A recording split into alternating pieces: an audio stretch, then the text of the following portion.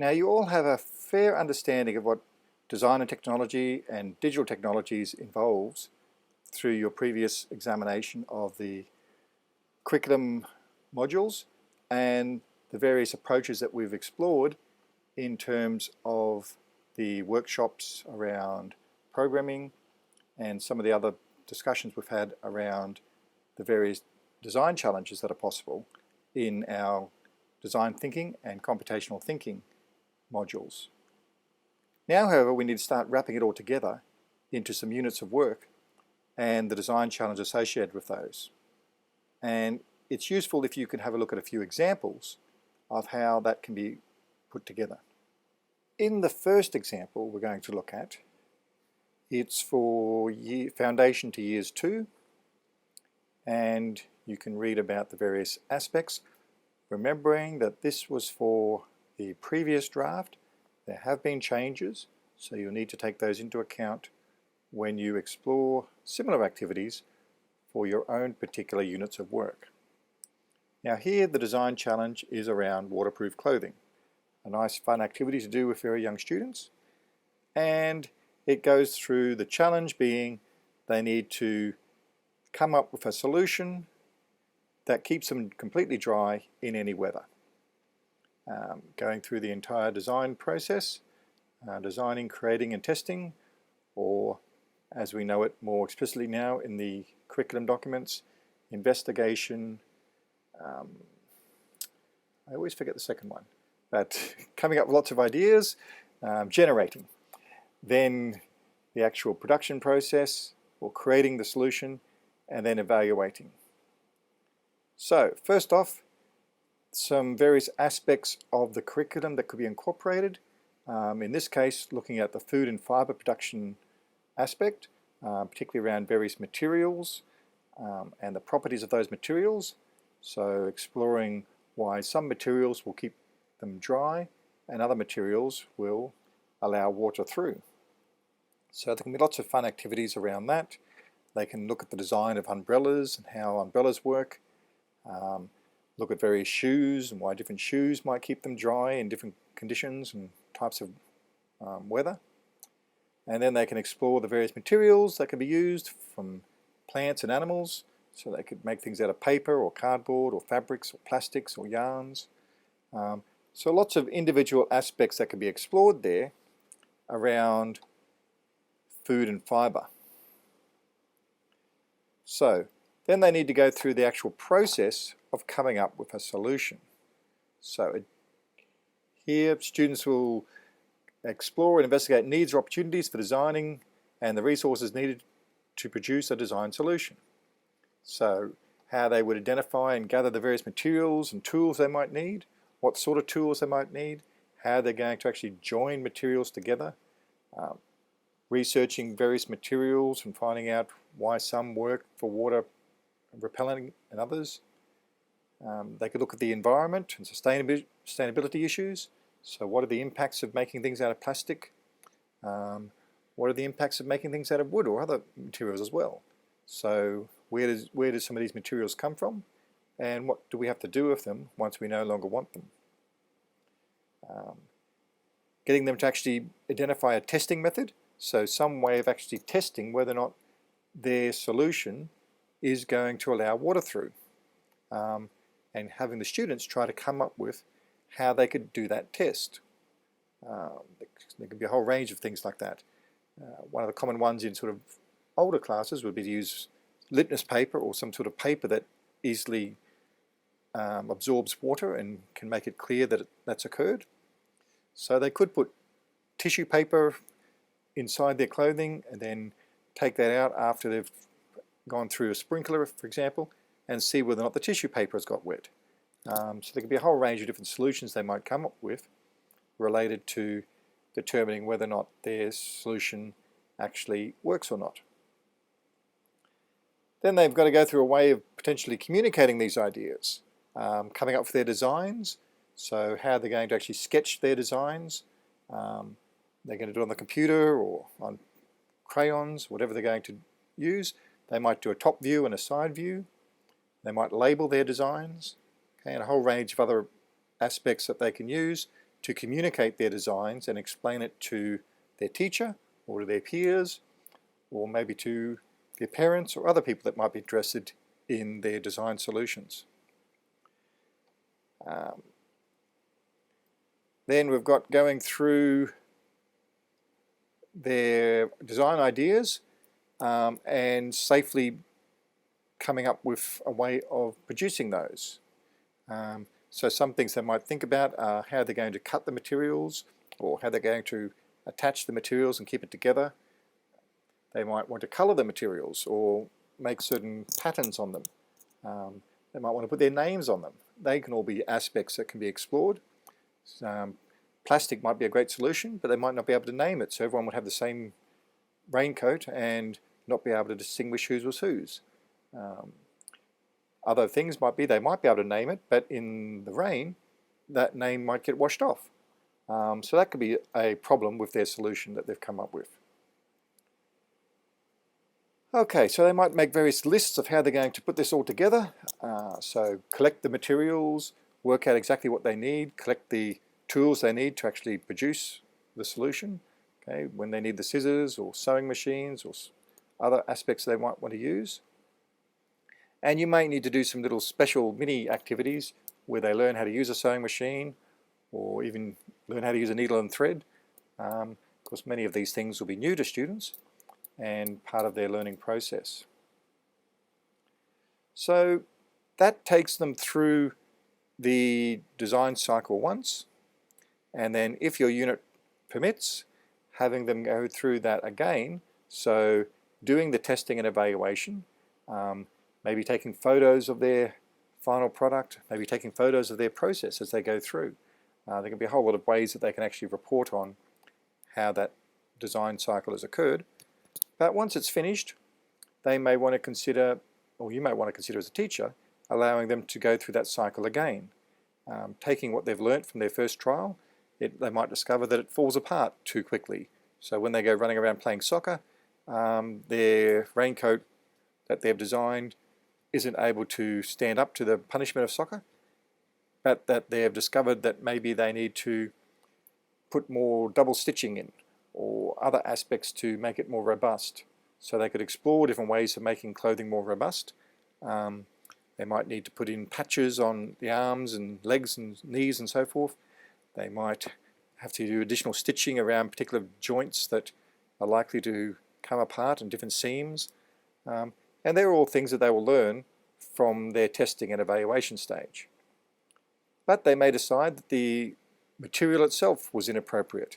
And so they have to go back to the point where they need to explore the different materials again and include a different material in their design solution. But ideally they'll have a chance to go through that more than once and understand through that cycling the importance of the design cycle. Of course, remember, that's the key learning that occurs in doing the design challenge, not producing the product. Producing good products is all fine and good, and we certainly want them to do so, but the learning generally occurs in the actual process that students are going through. And that's why when you need to look at assessment of their learning, it needs to incorporate the entire process, not just an evaluation of their final product. So you need to think through your assessment strategies for your units, when you're going to actually do assessment, how you're going to do it, what sort of aspects are you going to include in that. In this case, we could assess students in the investigation phase by looking at what websites they might have explored, how many different sources of information did they try to access, did they just get it all from one location, or did they just make it up themselves? Did they consult any experts? Did they talk to older people and find out what they knew about making things that keep them dry? All those sort of things can be incorporated into their investigation stage. And it may be a simple checklist that you're maintaining as you walk around and talk to your students, or it might be something that you get the students to write down and have as a record that you can then assess. Then of course you've got the generating phase, whereby the number of different ideas that students come up with will generally be a factor, but also you could incorporate things such as looking at the variety of ideas. It might be easy to come up with 10 ideas that are all essentially the same, but coming up with a whole range of very different ideas. And then you might look at even the quality of the ideas. Are they just sort of standard ideas that everyone sort of comes up with, or are there some really creative ideas that most students wouldn't come up with, and giving some reward in terms of your assessment around that. But of course, assessment is not just for summative recording of their learning, it's also a formative aspect. So once you've given them that assessment, you can then provide them with feedback that they may then use to incorporate into their design process and make changes based upon that feedback. So for example, if they haven't considered how to actually join their clothing together in their investigation, then you might suggest that, well, yes, that's an area that you didn't do. They may lose some marks for doing that, or however you want to negotiate that with the students. But you could then give them an opportunity to incorporate those concepts, so do some investigation into how to join their materials together before they begin the production phase. Likewise, in the generating phase, if they've only ever come up with one or two really simple ideas, you might then share the ideas amongst the whole class so that students get a chance to hear what other students have come up with and hopefully expand their options before they make their final choice to put into production.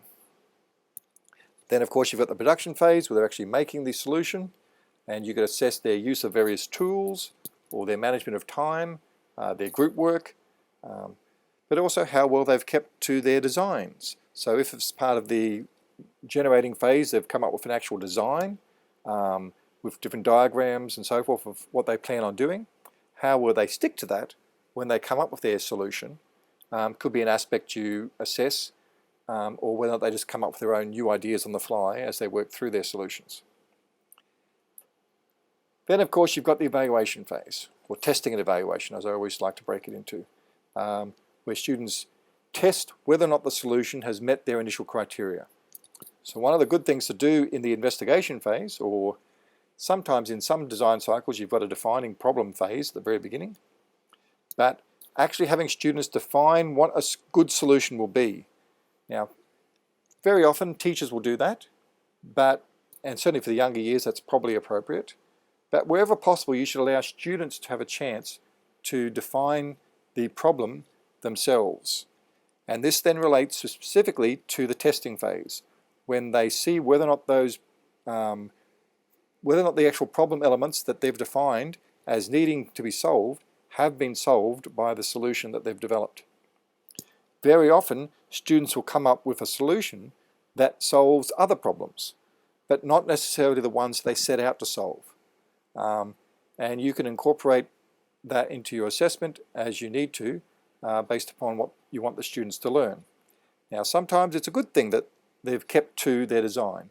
Sometimes, though, that you can be argued that coming up with other ideas and incorporating a mini evaluative process during each step is good, whereby students do consider that their initial idea was not now appropriate and have made changes appropriately in response to that. Now, that's good if that's the reason that they did it, and you could reward them for having done that. If, however, they're just making changes because they forgot what they were actually doing, or just went off on tangents because they couldn't stay focused, then obviously that wouldn't be a good thing. Okay, so and then once you've done the testing, you can then evaluate that. Okay, how well has the whole process and the whole solution gone towards meeting the aims and objectives that were initially set down? And students can evaluate the process as well as the product. Okay? Should they have spent more time doing out a more detailed design before they started trying to put it into practice? Should they have done some more practice on sewing before they actually started making their solution? Should they have investigated other materials so that they didn't just choose one which wasn't particularly appropriate for resisting water? There are various things that students can have evaluate and feedback in terms of their solutions. Okay, so that's here in the document that you're seeing is going through that process in 3 steps. Now obviously the new curriculum has got 4 steps. reiterating again that that's investigation, then generating ideas, then developing a solution, and then evaluating the solution. And I would encourage you to break evaluating down into testing and evaluation. Now, once they've done all that, we need to make sure that, once you've thought about all that as a design challenge, we need to make sure that it's meeting various learning outcomes from the Australian curriculum.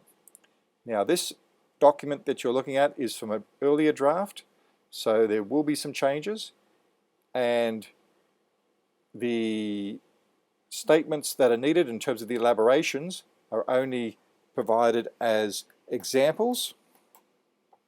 The key aspect is the initial STEM, which defines the learning outcomes that we want students to achieve.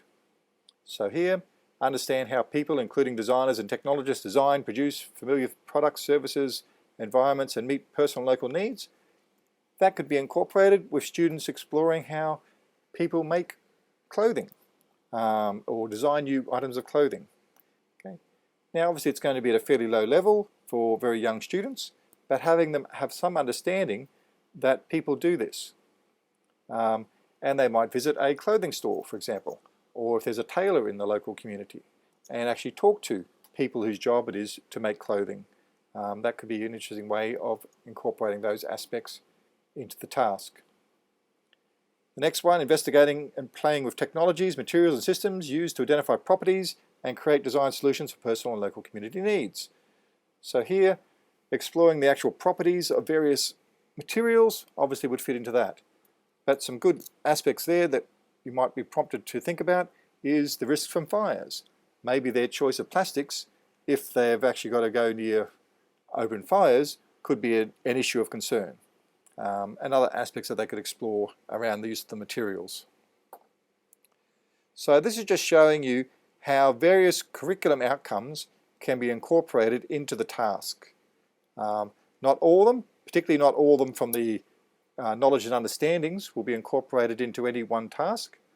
But certainly when we come to the processes and production skills, almost all of these will be incorporated into any design challenge task that you do at any year level.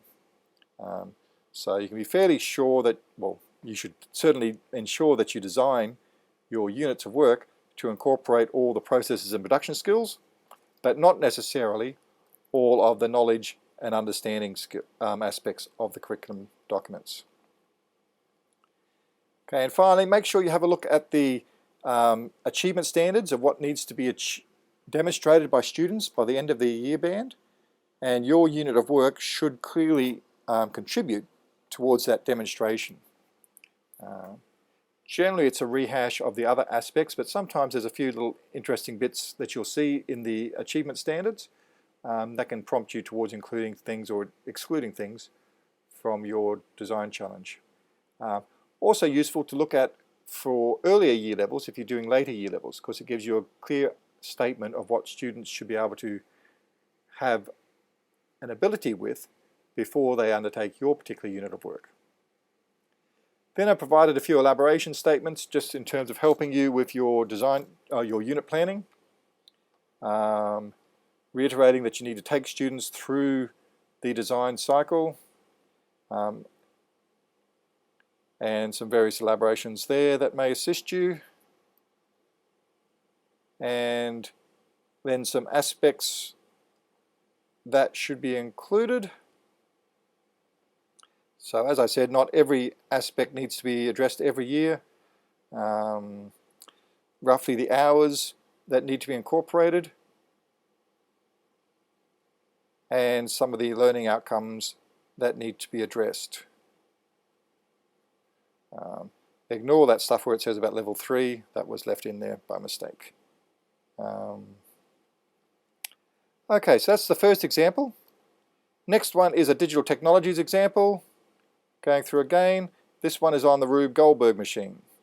Okay, if you haven't seen the Rube Goldberg machine, in this case I'm asking you to do 20 steps, and they should be relatively different steps. They're not all the same, like not a domino run where every domino is exactly the same. And it should be able to complete its steps in a maximum of 3 minutes. Some Rube Goldberg machines can go much longer than that, but Generally it's about 3 minutes. And further down I've given you some video clips that you can see what a Rube Goldberg machine actually is like and get some ideas from that. So as you can imagine, we would go through the design challenge again. In this case, setting out the actual problem to be solved has to do with patterns and algorithms. So that's the sort of the learning process that's going to be in place. But we need to give students a reason for creating the Rube Goldberg machine. It could be simply you want an innovative way of turning off a light switch. That's sort of a fairly abstract reason. Unfortunately, Rube Goldberg machines are fairly abstract. People don't generally make very long, convoluted approaches to turning things on and off. Probably the clearest problem-solving approach would be to demonstrate a range of ways that information can be communicated. Each element of the Rube Goldberg machine touching the next and then telling it to move on could be considered a form of communication.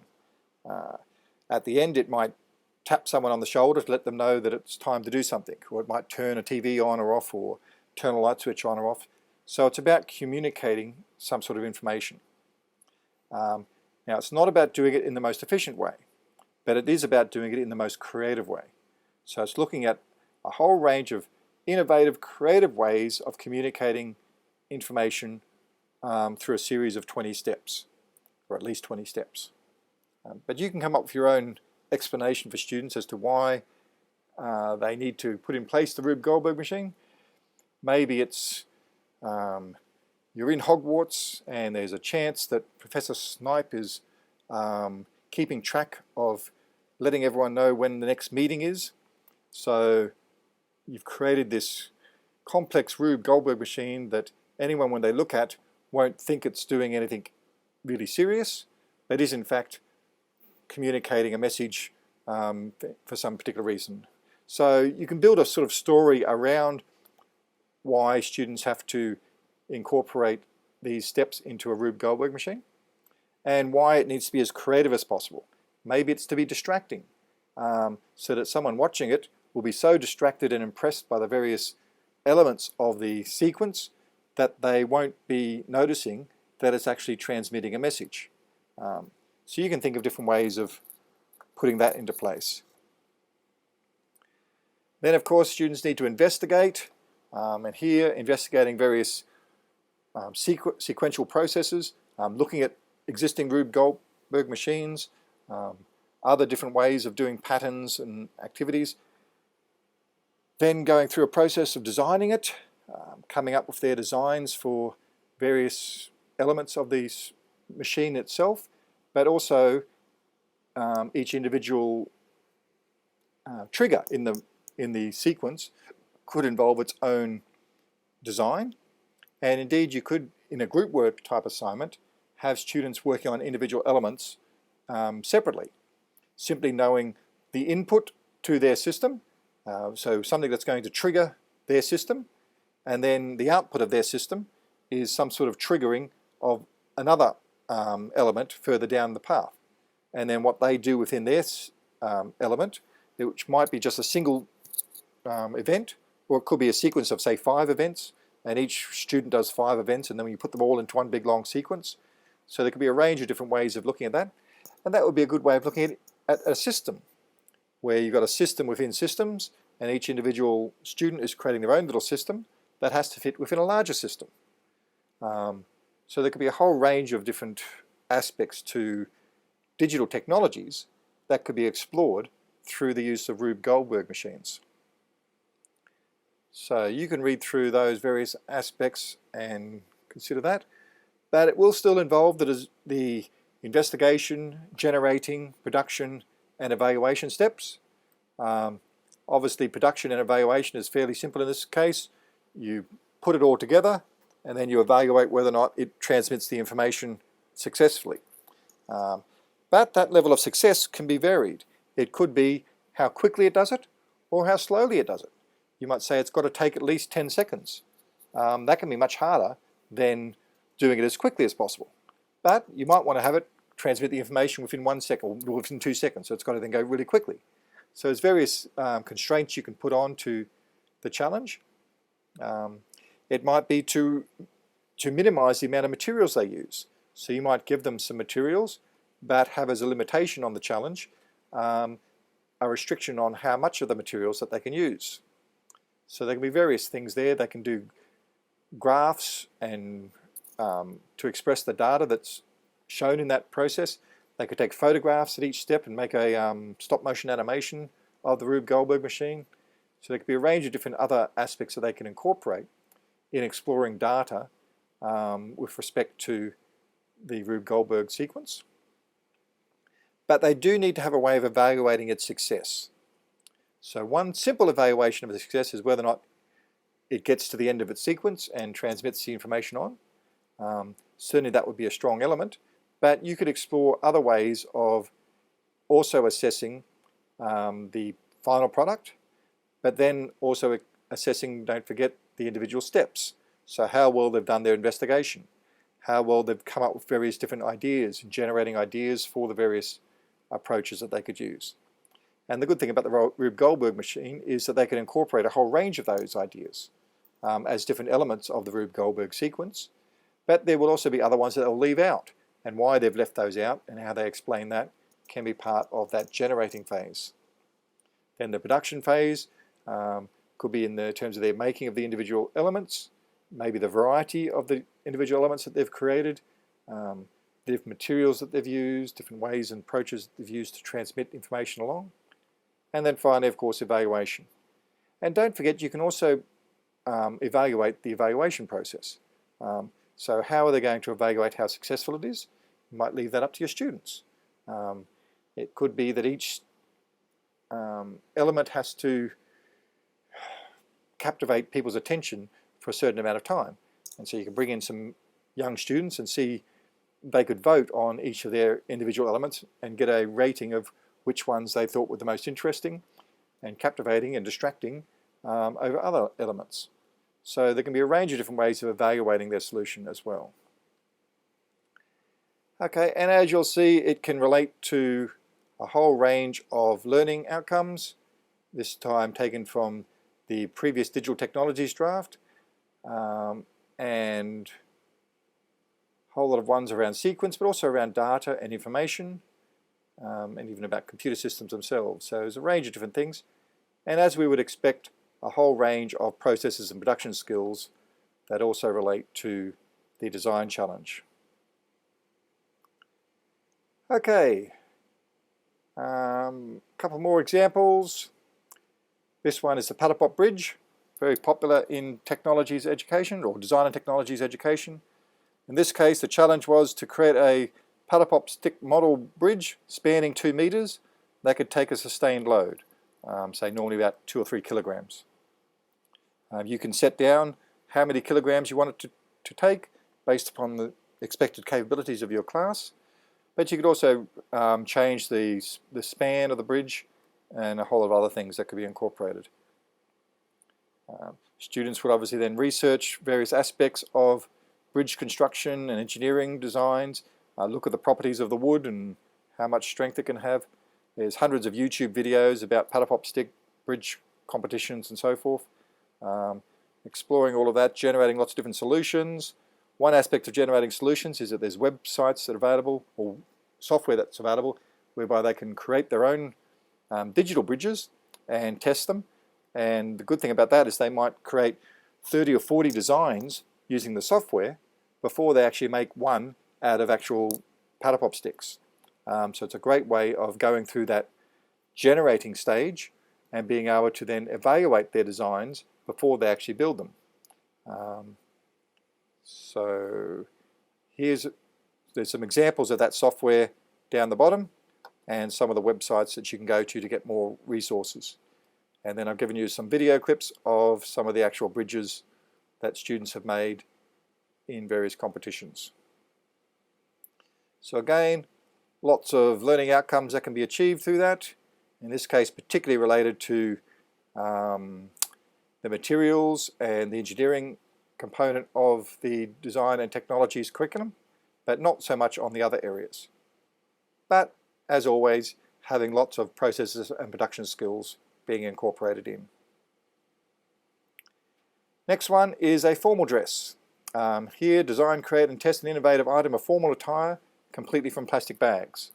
You've got to be careful with completely. Sometimes you want to give them a little bit of flexibility to include things such as thread and other things of that nature, but or tape and stuff like that. So as we've been talking about, going through, students coming up with what they want their solution to solve. Is it going to be a piece of formal attire that they can wear many times, or is it just to be worn once? I've seen a number of solutions whereby students are literally taped into their clothing, and obviously to get out of it they've got to actually rip the clothing apart to so it's only a one-use item. Other items or other constraints you might put on is that it has to be able to be worn several times. Maybe they've got to be able to dance in it. Do they have to be able to break dance in it? Is it an item of clothing that has to be able to be worn not just to formal events but other events? Okay, they're sorts of things that you can build into the constraints depending upon the capabilities of your students. Then of course doing some investigation, finding out about how clothing is made, how formal clothing is different to normal clothing, some of the things where plastic bags have been used to make clothing in the past, different ways of constructing things out of plastic, potentially using sewing machines and cutting plastic safely and all those other aspects that we talked a bit about when we looked at that first example with the waterproof clothing. So lots of ideas there that you can incorporate in, and don't forget your evaluation. And one part of the evaluation in this one may be aesthetic in terms of what it looks like an item of formal attire. You could have a catwalk and have the students wear the clothing, and other students could vote on how effective the clothing looks. So there's a range of different ways you could incorporate aesthetics into evaluation. So it doesn't just have to be on things that can be measured directly. It can be measured items related to either experts that you might bring in or student crowdsourcing in terms of finding out how a large number of students might consider the solution, or you might bring in other teachers and they might vote on the solution. There can be a whole range of different approaches that you can use to look at more subjective assessment elements. And there's a few examples in video clips of different plastic bag formal wear items, including wedding dresses and other things, but also a few approaches to how to actually seal the plastic bags together, fusing them together with heat or knitting them together, other approaches that you could explore. Of course, we then have to relate it to the curriculum and look at the various elements of the curriculum that the task can address. And then I've just given you a few more elaborations there. Finally, another digital technologies activity, this one around computational thinking and automating a simple programming task using the programming language Scratch. Okay, or you could actually just set a more general challenge to tell a story that involves at least 10 choices on a computer. Now, from that, students might choose to use PowerPoint or Scratch or many of the hundreds of other programming environments that they could use, or you could constrain them down to just using Scratch so that you've got more control and can give them assistance with a particular language. It's up to you how you define those constraints. But you do need to give them a reason. So in this case, it may be to tell a story to younger children, or it might be a very popular one is to do a safety story.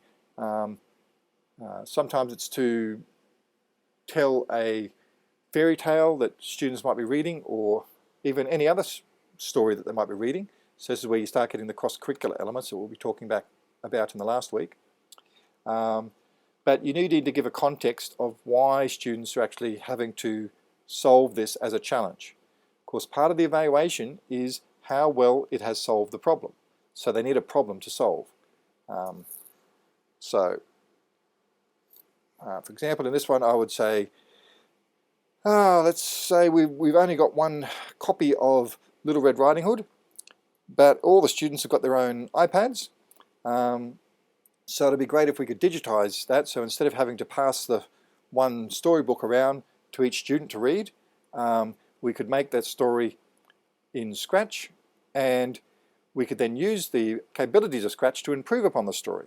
So instead of just telling the story in one linear sequence as it is in the storybook, we could allow Little Red Riding Hood to make choices. Maybe she doesn't want to go to grandmother's house. Maybe the wolf doesn't want to eat grandmother. What would happen if the wolf turned out to be the good person in the story? What would happen if the wood chopper turned out to be the bad person? What happened if grandmother decided to be the bad person and was being mean to the wolf? They're things that they could build into as choices in the storytelling. And that then obviously allows students to go into more depth into their investigation of the story. But here we're using the technology to allow that. So in this case, having a story whereby students make choices means that the story itself has to change. Because most storybooks are written with only one possible choice all the way through, and without those options. But some of you might remember your choose your own adventure stories, whereby every few pages you've got a choice to make, and then it would jump to a different set of pages than if you had other choices.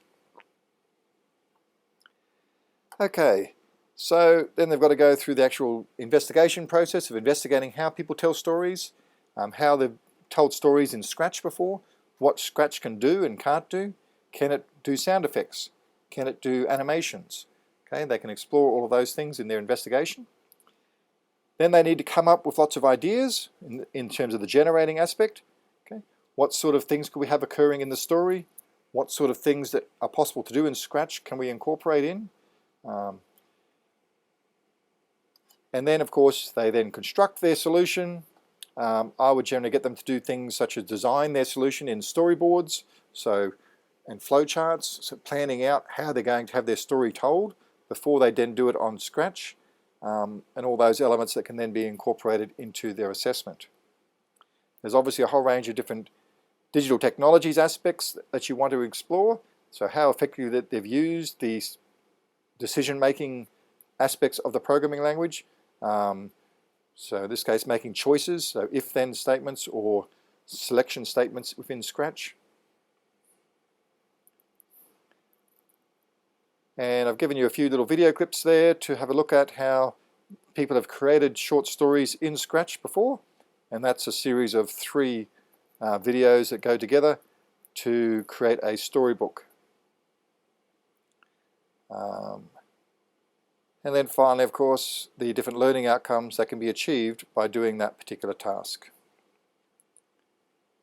Okay, so that's an overview of some of the types of unit planning ideas that you can incorporate into your design challenges for your portfolio of learning.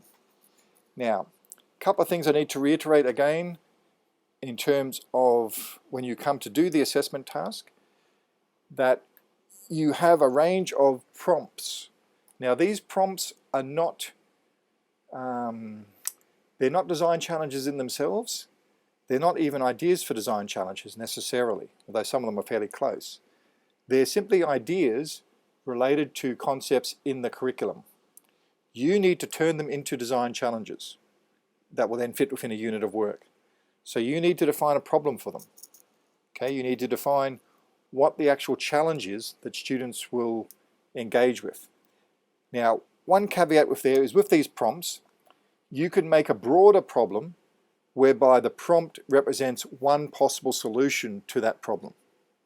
So if the prompt is to create a piece of clothing that keeps them perfectly dry, the broader challenge might be that people in the South Asia face monsoons every year, and students coming to school generally come to school with all of their school books very wet because the monsoons cause a lot of rain to come down, and they have to walk a long way to school each day, so they can't be dropped off or taken by bus. They have to walk, and they need really good clothing to help them, or they will often get wet getting to school. So the students then would consider various alternatives to that. One thing might be to purchase a bus or to make some sort of bicycle bus where 30 students can sit in this little bus that's fully enclosed and keeps them dry getting to school. That might be a solution. Another solution might be to have the school at home or to have an internet school or things like that. But one solution would be to come up with an item of clothing that would keep them perfectly dry getting to school. Now, an even more specific solution might be to come up with something that keeps their books dry getting to school. But in this case, the prompt was to come up with a piece of clothing that keeps them perfectly dry. So that would be your solution for the design challenge. But the design challenge itself can be broader than the particular prompt that you've selected from the assessment task item.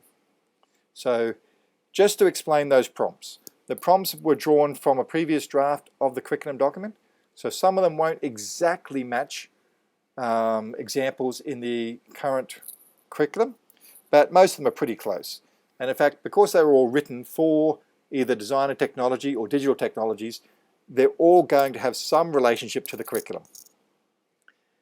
But your challenge is to turn them into units, and units that incorporate a design challenge. I've purposely not gone through and given you explicit examples of how to of that process, because if I did, then I wouldn't be able to let you do those particular activities. Of course, you would have too close a model upon which to base, well, basically it would be the model that you would hand in.